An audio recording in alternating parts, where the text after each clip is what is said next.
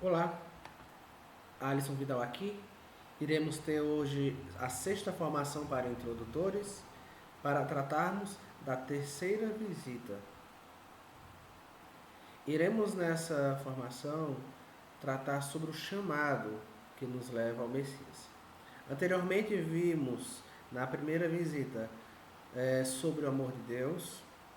Depois tivemos na segunda visita um viés relativo à fé comunitária, como a nossa fé precisa de ser vivida em comunidade. E então, na terceira visita, vamos perceber que nós somos chamados para respondermos um chamado de Deus e reconhecê-lo, reconhecer Jesus como o Messias. A primeira semente, relembramos que Deus criou todos para ficarmos juntos, mas a desobediência afasta a humanidade dele. Então retomamos a ideia da primeira visita e percebemos como ele ama a todos e quer que todos retornem à sua presença. Chama cada pessoa, chama a todo momento e espera que respondamos. Ou seja, a gente retoma a ideia da primeira visita, de que Deus nos cria para ficarmos com Ele. E uma vez que o desobedecemos, Deus não nos abandona. E Ele permanece velando e ajudando, nos chamando para que cheguemos ao céu. Então, percebamos que Ele nos chama e Ele espera então que nós respondamos. É importante a gente relembrar que todos somos criados a viver com Deus, mas é por vontade própria, pela desobediência, nós nos perdemos de Deus. Não é Deus que nos abandona, mas nós nos perdemos de Deus. Mas Deus, como um bom pai, não esquece e sempre busca seus filhos perdidos. Deus nos chama. É como nós, quando pais, estamos em casa e percebemos simplesmente que nossos filhos deixaram de fazer barulho, não falam mais, e nos preocupamos e começamos a chamar o nosso filho. E o imediato que o pai espera que aconteça é a resposta do filho, dizendo: estou aqui. E Deus faz exatamente isso. Deus nos chama e Ele espera que a gente responda ao chamado dele. Mas, como já foi dito em momentos anteriores, esse chamado é pessoal, é pelo nome, não é um chamado qualquer.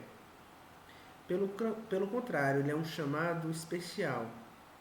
E esse chamado ele precisa de uma resposta. E cabe deixar claro que Deus não esquece dessa pessoa que está sendo visitada.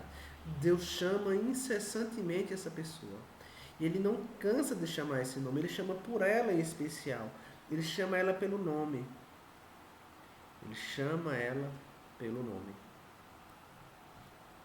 É como se alguém pegasse o telefone e ficasse o dia inteiro, todos os dias, ligando sem parar, querendo que a pessoa que tem o telefone tocar, né, responda de volta, retorne, atenda essa chamada. Sempre que ligamos para uma pessoa, tentamos entrar em contato, esperamos que a pessoa atenda, esperamos que a pessoa responda. E assim é Deus, como se ele tivesse um telefone e ligasse para cada um de nós e esperasse que atendemos essa chamada e o respondamos. Percebam que muitos até ouvem esse chamado, mas preferem dizer: depois eu retorno. Como se tivessem a certeza do tempo que haverão um momento específico para responder a Deus, que desse para esperar esse chamado de Deus, mas não dá. Outras pessoas simplesmente vão silenciar essa chamada ou ignorar esse tocar de Deus. Tem pessoas que não querem responder esse chamado. Tem pessoas que postergam a resposta desse chamado. E a gente deve sempre alertar que talvez não dê tempo. Devemos sempre ser lembrados que todo chamado ele precisa de uma resposta. E Deus chama todo, e muitos responderam: eis-me aqui, Senhor. E esta é uma forma prática e simples de responder esse chamado. Pois além da gente responder, a gente se coloca à disposição de Deus para cumprir o papel que Ele nos convida. Muitas vezes a resposta também é acompanhada de uma ação. Então agora a gente pode ver que terão inúmeras passagens bíblicas, citações bíblicas, que fundamentam essa resposta. Percebam nessas citações que Deus chama pelo nome. Pelo nome. Isaías, Samuel, Moisés, Abraão, a própria Virgem Maria, ele chama pelo nome. E esse chamado ele sempre tem uma resposta. Na grande maioria temos aí, eis-me aqui, eis-me aqui, eis-me aqui. Então o chamado, a resposta desse chamado é como se a pessoa se estivesse colocando de prontidão, à disposição. E Maria vai além. Ela não diz eis-me aqui, mas ela se torna serva, se torna escrava. Ela se entrega totalmente à vontade de Deus. Teremos também aqui outras passagens, e dentre essas, eu acho interessante destacar o convite que Jesus fez a Pedro, aos pescadores. Sigam-me, e eu os farei pescadores de homem. E eles não respondem basicamente. Eles deixam as redes e o seguem. É uma ação. Eles estão à disposição de deixar as coisas, de deixar o que são e seguir Jesus. E seguir Jesus. Maria, ela entrega tudo à vontade de Deus. Então é interessante a gente pegar 2 ou 3 dessas passagens, lermos e refletirmos, para que as crianças e os jovens eles observem que todo chamado precisa de uma resposta. E que essas pessoas foram chamadas por Deus. E esses que estão sendo visitados também são chamados por Deus. E eles também são convidados a dizer, eis-me aqui, Senhor. A quarta semente, vai trazer a ideia justamente de como a gente não responde o chamado de Deus. Ele manda seu filho Jesus. Porque Jesus ele vem pessoalmente conduzir essas pessoas que se afastaram de Deus. Afinal, ele é o bom pastor, que busca e conduz suas ovelhas e se alegra com cada uma que ele conduz de volta para casa. E este alegrar deve ser destacado. A gente deve falar para esses que são visitados que Jesus se alegra quando eles respondem esse chamado. Que Deus se alegra quando eles voltam para casa. Que Deus espera ansiosamente pelo retorno deles. E que no retorno haverá uma grande festa. Um grande banquete pelo filho perdido e que retorna para casa. Quem de vós, que tendo 100 ovelhas e perdendo uma delas, não deixa as 99 no deserto e vai em busca da que se perdeu até encontrá-la? E depois de encontrá-la, põe nos ombros cheio de júbilo e voltando para casa reúne os amigos e vizinhos dizendo-lhes, regozijai-vos comigo, achei a minha ovelha que se havia perdido. Olha, alegre-se comigo, eu achei a minha ovelha perdida. E assim acontece com cada um de nós, que uma vez perdidos somos resgatados por Jesus. O céu se enche de alegria. Como o pastor vai apacentar seu rebanho, reunir os animais dispersos, carregar os cordeiros nas dobras de seu manto, conduzir lentamente as ovelhas que amamentam. Então Jesus vai cuidar de cada uma das ovelhas. Vai alimentar todo o rebanho. Ele vai cuidar dos dispersos. Ele vai tomar sobre os seus braços aqueles cordeiros novinhos que estão aprendendo a andar. Vai ter paciência e conduzir lentamente aqueles que amamentam, que nutrem o grupo. Esse é o bom pastor. Ele cuida de forma especial de cada um, dentro de suas próprias particularidades. Mas ele vai cuidar de cada um. Ele tem um cuidado personalizado para cada uma de suas ovelhas. E é interessante mencionar também a passagem a qual nos remete esse cuidado de colocar no colo. Trazer à tona aquela ideia de que o pastor ele vai colocar o báculo, o cajado, nas perninhas do cordeiro e muitas vezes vai torcer, quebrá-la. E por conta disso, trará agora a ovelha em seus braços, em seu manto, com a cabeça em seus ombros, onde ele irá sentir o cheiro do bom pastor, onde ele irá ouvir o bom pastor. E essa ovelha não mais andará pelo deserto, onde há fome, há sede, há animais peçonhentos.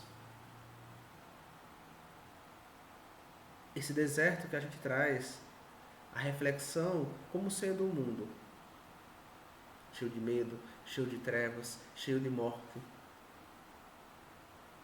E nós, ovelhas perdidas, queremos e somos atraídos por essa aparente liberdade que o deserto oferece. Essa aparente liberdade que o mundo nos oferece. Mas às vezes nossas perninhas são quebradas. E quando isso acontece, o bom pastor, o nosso Senhor Jesus Cristo, nos toma pelo braço, nos atrai até a sua presença, nos toma em seu colo e nos enrola em seu manto. De tal sorte que a gente fica no colo dele. Nós conhecemos a voz dele, nós sentimos o cheiro dele. Nós criamos intimidade com ele. E sabemos que ao lado dele, em seus braços, que ficaremos seguros. E esse visitado, ele deve ter a segurança, a certeza de que essa segurança que ele tanto espera e ele tanto quer, só alcançará, só a conseguirá nos braços de Cristo. E o Pai, ele conhece todos os seus filhos, cada um deles. Aqueles que estão com ele também o conhecem, sabem quem ele é e buscam construir uma relação íntima. Então, da mesma forma que Deus nos conhece, nós devemos buscar conhecê-lo.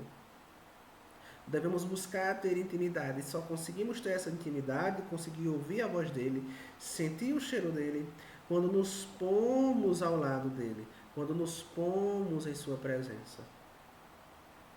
Quando nos deixamos ser colocados em seu colo. E assim conseguimos estabelecer uma relação íntima com ele. E uma vez que a gente tem essa relação, podemos perceber que, olha só o que diz São João. Mas quem entra pela porta é o pastor das ovelhas. A este o porteiro abre e as ovelhas ouvem a sua voz. As ovelhas ouvem a voz do pastor. E a gente pode indagar a esses que são visitados. Você está ouvindo a voz do pastor? Você ouve a voz de Jesus Cristo? Ele chama as ovelhas pelo nome e as conduz à pastagem. Depois de conduzir todas as suas ovelhas para fora, vai adiante delas, porque Cristo vai à frente. Cristo é quem conduz as nossas ações. Cristo é quem deve conduzir as nossas vidas. A gente pode perguntar, e aí, quem é que conduz a sua vida? Quem é que vai à sua frente? Quem é que prepara o caminho? Quem é que está ali a alimentar? É Jesus? É o bom pastor? E então as ovelhas seguem-no, pois elas conhecem a voz dele. Elas conhecem a voz do bom pastor. Elas conhecem a voz do bom pastor. Será que esses jovens, essas crianças conhecem a voz de Cristo? Porque se não conhecerem, corre o risco de seguirem a voz do estranho. Mas não seguem o estranho. Antes fogem dele, porque não conhecem a voz dos estranhos. Eu sou o bom pastor, conheço as minhas ovelhas e minhas ovelhas conhecem a mim. Como meu Pai me conhece e eu conheço o Pai. Dou a vida pelas minhas ovelhas. E é isso que o bom pastor faz. E é isso que Jesus faz. Dá a vida por cada um de nós. Dá a vida por suas ovelhas. E Jesus diz: tenho ainda outras ovelhas que não estão que não são deste apreço. Preciso conduzi-las também. E ouvirão a minha voz, e haverá um só rebanho e um só pastor. Então, Jesus sabe que há outras pessoas que precisam dele. Ele indica que ele veio para todos e que ele quer que todos estejamos reunidos juntos em um único rebanho, com um único pastor. Com um único pastor. E aqueles que conversam com Jesus e estavam abertos a conhecê-lo acabam chegando à conclusão de que ele era o Messias tão esperado. Então, quando estamos na presença dele, passamos a conhecê-lo, não há outra consequência que não seja conhecê-lo, reconhecê-lo como Messias, como esse pastor. Por isso devemos estar abertos a conhecer Jesus, criar intimidade com ele. Desta maneira, reconhecê-lo como Messias será algo natural.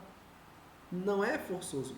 Nós não empurramos ou forçamos a cabeça das pessoas de que Jesus é o Salvador. Mas apenas permitimos que eles estejam na presença de Cristo e saber que ele é o Messias é uma consequência natural. E quanto maior for a intimidade da pessoa com ele, mais Jesus significará para a pessoa. E a gente tem um bom exemplo, a samaritana, que ela tem um encontro com Jesus e ela permanece com ele. E à medida que ela permanece com ele, a visão que ela tem sobre ele é diferente. No final, ela reconhece ele como Cristo. E a ação dela posterior é deixar tudo e anunciar a pessoa de Jesus aos samaritanos, que sequer gostavam dela. Mas a consequência natural é reconhecê-lo e anunciá-lo. Temos os discípulos, por exemplo, que tanto esperavam a vinda do Messias. E André, depois de fazer a experiência, ficando um dia com Jesus, ele vai levar a mensagem para o irmão. Encontramos o Messias. Filipe faz a mesma coisa, leva a mensagem a Natanael. Achamos aquele de quem Moisés escreveu na lei e que os profetas anunciaram. Eles têm um encontro com Jesus. Eles reconhecem ele como Salvador. E eles vão anunciá-lo às outras pessoas.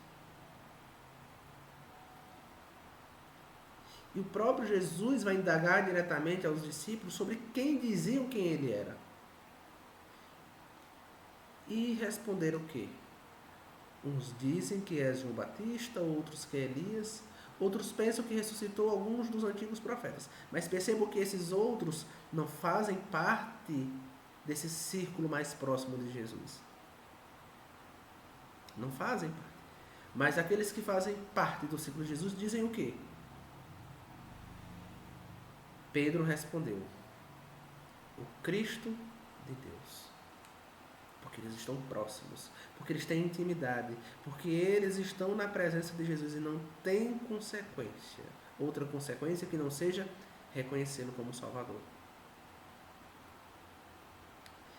Dito isso, a gente precisa considerar o seguinte, que inicialmente tratamos sobre a humanidade e como Deus ama cada pessoa, de forma individual.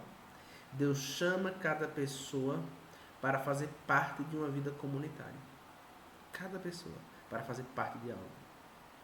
Só que nesse chamado ele espera que a gente responda, que o conheçamos assim como ele nos conhece. E nessa resposta, a intimidade criada através do diálogo com Deus, devemos reconhecer Jesus como Messias. E isso acaba sendo uma coisa natural. Nessa resposta, intimidade. É isso que criaremos através do diálogo com Deus. E a mudança de paradigma, a mudança de relação que teremos com Jesus será totalmente diferente. Então a gente é convidado a pensar e a refletir e levar esses visitados a passarem por isso. Se eles têm ouvido Deus falar com eles, quantas vezes eles quiseram ouvir Deus falar, ter um contato com Ele? E quantas vezes eles ouviram Deus falar, mesmo que no silêncio, mesmo aqui nas pequenas coisas? porque Deus fala. Será se estávamos preparados para ouvi-lo? Será se tínhamos intimidade o suficiente para conhecermos a voz dele? E de qual forma podemos responder esse chamado de Deus? Hoje, como hoje eu posso fazer para criar essa intimidade com ele? E Jesus, ele de fato tem sido meu Salvador? Ele de fato tem sido o centro da minha vida? Eu percebi quantas vezes ele me pegou no colo e cuidou de mim? Ou simplesmente ignorei a presença dele em minha vida? Essa visita, ela tem esse intuito de que nós passemos a observar se Jesus tem falado conosco. E a resposta é sim. Mas nós percebemos? Estamos com o coração aberto? Porque nós não ouvimos com os ouvidos, mas ouvimos com a nossa alma, o nosso coração. Eles devem ser convidados, então, a ouvir esse chamado, a responder esse chamado e, respondendo, colocar-se à disposição para servir e seguir a Cristo, reconhecendo Ele como seu Salvador. Para que assim possamos, então, estarmos todos juntos com Jesus no céu. Então ficamos por aqui e nos vemos no próximo encontro. Até mais e fiquem com Deus.